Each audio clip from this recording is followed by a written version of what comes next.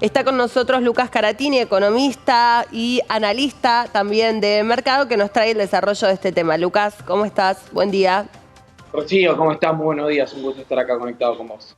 Bueno, ¿qué se espera, Lucas, de esta licitación en este contexto político también, ¿no? Me imagino que todas las variables se ven modificadas a partir también de las noticias recientes.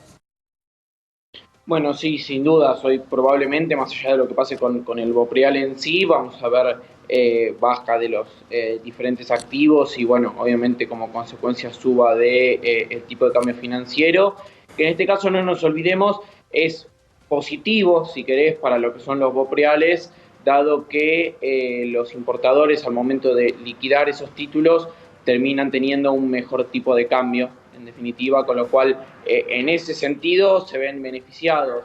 Después de lo que es el instrumento en sí, bueno, ya no nos olvidemos, terminamos con la serie 1, se emitió en su totalidad, que bueno, al principio fue un instrumento que costó sobre todo por problemas operativos de los importadores al momento de querer licitar, los bancos ponían no trabas adrede, sino muchas trabas operativas y administrativas, además de un nivel muy grande de desconocimiento sobre cómo era el proceso de licitar. Yo creo que ahora con todo ese ejercicio ya la serie 2 creo que vamos a ver un instrumento mucho más expeditivo, si querés, en cuanto es la licitación. Esta serie puntual tiene la particularidad que en un primer momento la licitación va a ser solo y exclusiva para pymes, o sea, los 500 millones de dólares que se licitan hoy, se le va a dar primero prioridad a lo que son las pymes importadoras para hacer sus cancelaciones de deuda. También es un instrumento que no iba a cotizar en mercado secundario como lo tiene la serie 1. Eso se cambió, con lo cual, bueno, obviamente vamos a tener en mercado, además de la serie 1, la serie 2. Y es un instrumento más corto también. La serie 1 termina venciendo en 2027. Claro. Este instrumento vence en su totalidad a julio del año que viene, con lo cual es un instrumento más Mucho corto, un instrumento menos. más focalizado. Sí. La emisión es más chica también, con lo cual probablemente, por un lado, bueno, cuando esté cotizando vamos a verle una cotización en precio, ¿no?, mayor que el Bopreal de la serie 1, y seguramente también, dado que es, si querés, más de nicho la emisión en un primer momento, por ahí las primeras licitaciones vamos a ver menos ingreso de empresas, porque bueno, obviamente no nos olvidemos, Y las pymes tienen mucho menos carga de deuda que una gran empresa. Lucas, ¿y pensás que esta diferencia, ¿no?, en relación a julio del próximo año a la otra que era recién para el 2027 puede hacer que haya una mejor adhesión? Igual digo, va a ser difícil medirlo porque va a ser totalmente distinta en relación también a las empresas a las que va a apuntar, ¿no? En definitiva, si... No, sin dudas, y además te sumaría que si querés, no es lo mismo, bueno, como bien dijiste vos, una pyme que una gran empresa, y no son lo mismo los plazos, ¿no? Una cosa es hablar al año, obviamente en la Argentina ya más de una semana es largo plazo, pero no es lo mismo hablar al 2025 que al 2027, con bonos que a su vez tienen una estructura ligeramente distinta. Uno tiene cupón de interés, que es la serie 1, la serie Sí. 2 no, simplemente amortiza el capital. Y además no nos olvidemos que la serie 1 tiene la particularidad de se puede usar para hacer pagos impositivos, que la serie 2 no lo tiene. Y además también la serie 2, al momento de licitar y al momento de integrar, o sea, al momento de entregar los pesos para que te entreguen los bonos, las empresas afrontan el impuesto país. No nos olvidemos que toda la serie 1, las empresas entregaban pesos al tipo de cambio oficial, en definitiva a la 3.500 del Banco Central. En este caso, a ese precio hay que sumarle el 17% del impuesto país, con lo cual la integración en sí también es ligeramente distinta. Sí, si querés, te sumaría al comentario global de lo que son los bopreales. No nos olvidemos, todos los vencimientos de los bopreales caen dentro de este mandato presidencial, con lo cual obviamente, más allá que sigue siendo, si querés, un instrumento que es riesgo argentino, obviamente no es riesgo del Tesoro, sino riesgo del Banco Central, tiene la particularidad que, a diferencia del resto de la deuda que tiene la Argentina, que el primer bono que vamos a ver pagado, si querés, por decirlo de alguna manera, son los bonos que vencen en 2029 y en 2030, toda esta tanda de bonos caen dentro de este mismo mandato presidencial, con lo cual, si querés, a nivel mercado, tiene unos matices diferentes. No es lo Claro. mismo un gobierno que emite un bono y se va a pagar en sucesivos gobiernos posteriores que un gobierno que emite un bono que te está diciendo este bono se va a pagar íntegramente dentro de mi mandato, ¿no? Con lo cual la percepción, si querés, dentro del mercado es distinta Es un instrumento que está ganando mucho volumen en la negociación en mercado, es un instrumento que está teniendo mucha aceptación, si querés, por parte de los inversores institucionales para Ujú. tenerlos en cartera y bueno, obviamente la contracara de eso es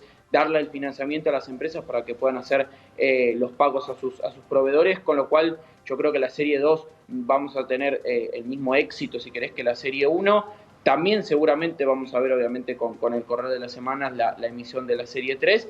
Y bueno, sí, obviamente va a llegar a un final, porque no nos olvidemos, el límite de todas estas emisiones son el padrón de deuda vigente, ¿no? Con lo cual ya con ese padrón cerrado ya tenemos un límite a lo que va a ser la Ujú. emisión total en las diferentes series de los bopreales. Y bueno, obviamente sí, hay que ver con el correr del tiempo que efectivamente las amortizaciones y las rentas de estos bonos se vayan pagando, ¿no? Bueno, para estar atentos en ese sentido. Lucas, hace un ratito conversábamos con, bueno, otro analista y nos decía, hoy se espera un miércoles negro, producto de, bueno, las noticias de público conocimiento, la caída de este proyecto de ley y todo este ida y vuelta, todo este ruido que hay en la página política, que si bien algunos sectores tratan un poco de bajarlo, bueno, evidentemente la primera impresión obviamente no fue de contento, ¿no? Para el oficialismo. ¿Qué pensás que puede pasar?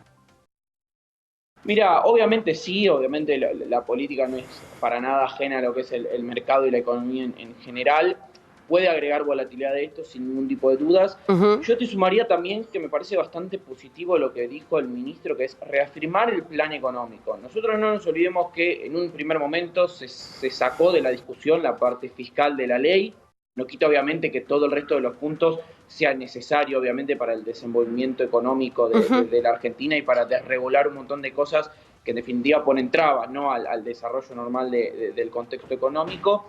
Todo lo que es el plan fiscal y el plan monetario, el gobierno tiene las herramientas, si querés, sí, obviamente por ahí con políticas un poco más antipáticas, con un poco menos de consenso, que eso no creo que sea lo más conveniente, siempre creo que, sobre todo en un gobierno que tiene minoría, es bastante fructífero y bastante positivo lograr consenso y obviamente Ujú. lo más amplios posibles.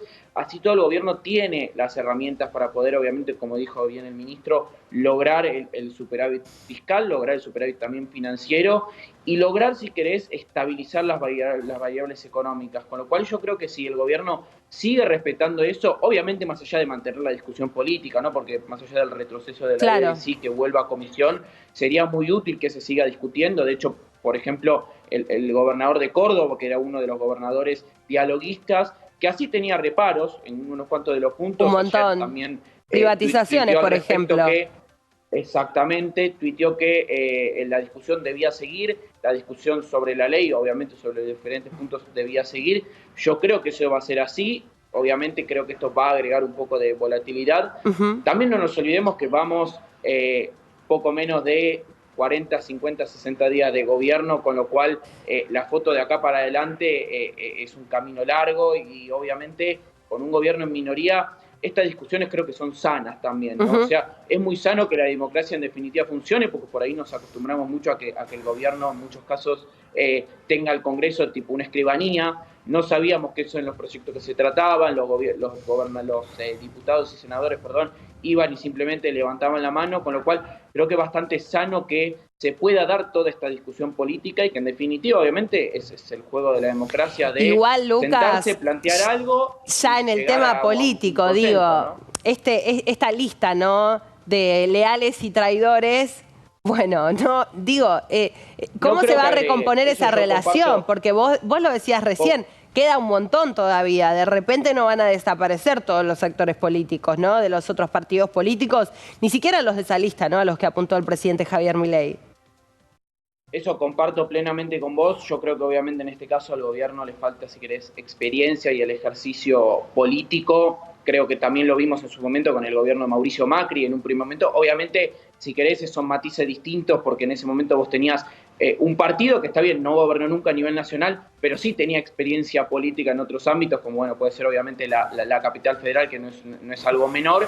En este caso yo creo que obviamente la curva de aprendizaje se van a comer este tipo de golpes. Ujú. Sí, obviamente no creo que llevar todo al campo de un enfrentamiento abierto, si querés, sea algo útil y sea algo No, bueno. sin duda. Yo creo que es algo de un primer momento con el ambiente un poco caldeado, por decirlo Ujú. de alguna manera. yo creo que esto va a terminar siendo fructífero y que en definitiva, te digo, la discusión, más allá de la volatilidad que te puede agregar al mercado de la economía hoy o pasado mañana, yo creo que en definitiva va a ser algo positivo que podamos tener una ley consensuada con la mayoría de los actores políticos, y no solamente dentro de los actores políticos, ¿no? Como bien mencionabas vos antes, también con los diferentes agentes y sectores de la economía, ¿no? Con más sectores del empresariado, con más sectores Claro, de la claro. economía, de las provincias, y en definitiva, obviamente, tener una ley que sea lo más abarcativa posible, que te genere los cambios que necesitamos, que te desregule también, pero que a su vez cuente con el consenso de la mayoría de los actores para que, bueno, obviamente sea una ley perdurable en el tiempo Bueno, y que termine beneficiando a la mayoría, ¿no? vamos